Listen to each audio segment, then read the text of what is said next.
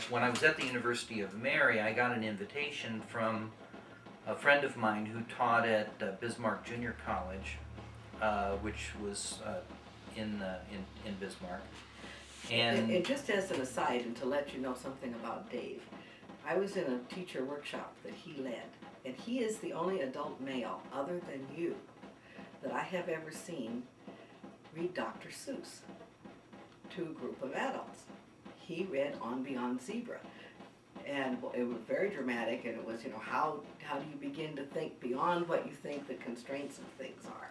It was really fun, and he was very good, and I thought, He was should a meet unique. Jim Weigel. He was a really unique guy. He had a contract with Winthrop Rockefeller Foundation. He was a consultant for Winthrop Rockefeller Foundations and the people to people, farmer to farmer, I think, they have a farmer to farmer program. And he was a pumpkin farmer north of Bismarck. He had a pumpkin farm. And he was a marketing expert. He turned his pumpkin farm into a pumpkin patch, and every fall, people would go out and they would get their pumpkins for Halloween, full of kids would go. And he had the whole marketing thing down. And so he was doing marketing consulting for Winthrop Rockefeller in Nicaragua and in Central Asia. Well, he had studied Russian in college, so he spoke Russian. Passable Russian. And Winthrop Rockefeller Foundation had a contract with USAID to provide follow-on training in Central Asia for the democracy project that Clinton had set up. And they were bringing ag officials and potential agricultural entrepreneurs over to the United States and taking them out to corporate farms and to see how agriculture was done in the U.S. And we were supposed to come in and do follow-up training in country to teach them about financial statements and about loan applications and that type of thing. And marketing was part of that. And so we had seminars in each of the capitals of the 5 Central Asian republics. So it was Kazakhstan and then Kyrgyzstan, and then we went to we went to Uzbekistan, and then to Tajikistan, just north of Afghanistan, to Dushanbe, and then we ended up in Turkmenistan and Ashgabat. Well, and so it was a very strange trip because this was in '96, I think it was, and it was 2 years after the Glasnost and the Central Asian republics became independent states. And so it was really a unique time. There really hadn't been much other than French tourists into that part of the world. And so we were planning our seminar. We had a 2-day seminar in each of these places. And Dave had some experience with trying to teach people about financial instruments and financial statements. In those countries? No, in Nicaragua. Oh, I thought it was in those countries. No, it was in Nicaragua. Okay. And he was trying to always develop sort of examples to fill out the forms. And so he would ask the farmers in Nicaragua, well, how much is a cow worth here? And there would be a 4-hour discussion about the value of a cow. And so they could never generate enough examples to fill out the forms because the discussions would go on forever. Well, and also someplace, maybe from Sister Thomas at the University of Mary, I don't remember, we got an article about Algeria, I think. No. Albania. Albania. It was Albania. And what they thought capitalism was, now that they were capitalists. They thought in a capitalist society, the farmers got seed from the government gave them tractors, the government paid for the herbicides, they did the work and they got the crop. They got to sell the crop. And so of course that's not quite the way capitalism works. And these two were sitting at this table in the dining room here, and I was kind of just listening and putting my 2 cents worth in. They were trying to figure out, A, we can't get them to tell us how much a cow is worth without a 4-hour discussion. How are we going to make financial spreadsheets work? And B, they don't understand capitalism. And I said, there's this game called the farming game. And it's a little bit like Monopoly, but instead of property, it's the calendar year around, and you can buy tractors and you buy cows, and it takes place in eastern Washington near where my mother grew up on a fruit farm, and you have a fruit farm here, and Mount St. Helens blows up. We have little cards, Mount St. Helens blows up and kills off your crop, and you have, and I said that it would teach them, and they got working on it, and they were really patronizing me. Doug's gonna go away for 5 or 6 weeks, so we have to be kind to the little woman. Okay, well, they printed the board and then had it laminated so that they could just roll it up, and they put the pieces in little baggies, and it was like, okay, she thinks we're gonna play this little game, and as the people, you give them so much money to start with, and they fill out their spreadsheets and all this stuff, so you get to Almaty, and you got a couple days before the seminar starts.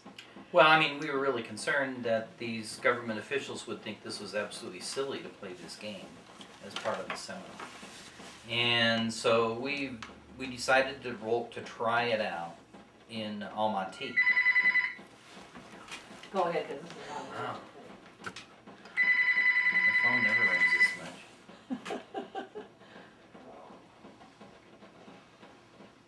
So you decided to try it out. We decided to try it out, and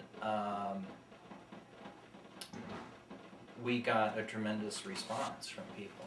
And basically, what we did was the game has markers. They're little farmers, different colored farmers, and the Communist Party officials, the former Communist Party officials, they wanted the red marker. And so we divided. It was like 20 people in the seminar, and we only had 6 markers, so we divided them into 6 teams. And they had to do a team decision-making exercise in terms of what they were going to invest in, and they had to appoint an accountant who was going to keep books and all of this stuff. And so we did just 1 year, and we had them fill out the financial statements at the beginning. They did a balance sheet, and they kept track of stuff on a cash flow, and they did all this stuff because the game generated numbers as a simulation. And then we would put them on overheads at the end and have them discuss what you could tell about the decision making that each team had done based upon the financial statements, so they could see these were management tools, not just a new bureaucratic form to fill out to get money. And so we had these wonderful conversations with people that really focused on what you could learn about management from these different kinds of forms. And we did that and so it was interesting because Almaty, and then in Kyrgyzstan we had Kyrgyz, and these were really Mongolians who had moved down into that part of Central Asia, and very sort of tribal oriented. And we were given hats at the end of the seminar. We were made official part of the Kyrgyz tribe and people, and we had a champagne and cognac celebration, and they just loved it. They thought it was great. We also brainstormed what the issues were, and then did a seminar on marketing as well. When we went to, and then in Uzbekistan, we had several faculty from the President's Economics Academy. The president of Uzbekistan has a master's program in economics, and all the mayors of all the towns in Uzbekistan have to go through this training program. And several of their faculty were in our seminar, and they got so excited about the game, they grabbed us and the game, and they took us over to a class at the university. And there were 60 mayors from towns across Uzbekistan, and so they made us do our game with them. And so we had 6 teams. Again, there were 10 people on each team. We taped the game board to a plastic tabletop that we could carry around. We had to have an investment banker as well as an operational banker to work with them. And we when we'd come up to one of the teams, they would have game pieces that they didn't get from us. And we said, well, where'd you get these, cows? And they said, oh, we traded with one of the other farmers. Oh, well, that's perfectly fine in this game. And so we got through the conversation afterwards, and the dean of the school says, you need better police. And we said, well, why is that? And he says, well, I've been running a black market out of the game box the whole time. You know, and so they were actually simulating the environment that they were in, and so we had this tremendous conversation about the black market and the role that played. In Dushanbe, it was in Tajikistan, it was quite different. The seminar building, the glass doors at the front of the building had bullet holes in them. Some Taliban had been up, and they had a little argument with people in Dushanbe, and it shot up the front of the seminar. But that was over; they were 60 kilometers away, so we were assured, oh, that they're far away, you know. And so we did our seminar. They were the most obstinate people I'd ever encountered. They refused to do the game. They said, "This is about the United States. It has nothing to do with us. You know, what can we learn from this?" And we It's a finally, game, you know. as soon as we brought out dice, then people's eyes lit up and said, "Well, we can try it." You know, and so they got into the game, and then so we went through 1 year, and we're ready to do the conversation. He says, "No, we want to continue playing the game. We want to see who wins. We want to see who wins." And so, you know, we could no, we have to stop now. No, we don't. We want to continue. You know, so it was, they were always, you know, they had their own way of doing things. We finally got them to stop and do our and had again a great conversation with them. And then in Turkmenistan, we had Turkmenistan has. Oh, wait, isn't there a little bit of a No, wait. between They're not Turkmenistan? spelled Okay. Turkmenistan, but we had the seminar there, and the people who were in the seminar were the key bankers and the tax officials for the guy for the government there, and they have the inflation rate in Turkmenistan at that time was 5% a day, and so we had this incredible conversation about how you do business when you have an inflation rate that's 5% a day. And so it was amazing how that game really sparked conversations that were quite different in each of those locations around what they were doing. Well, wasn't there a problem when you went to play the game in Turkmenistan? Oh, well, the dice were missing.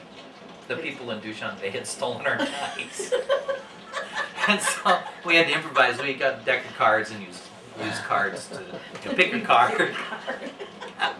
Because we had no dice anymore. And they ripped us off for our dice. So, you know, that Anyway, was... it was funny. They came back and informed me that, you know, it was a good thing they listened to me about that silly game because it was different every place they played it, but it worked. Yeah. And it gave them, and they were filling out all these forms and balance sheets and all this stuff, and so they were actually learning stuff, but it gave them some structure. But that was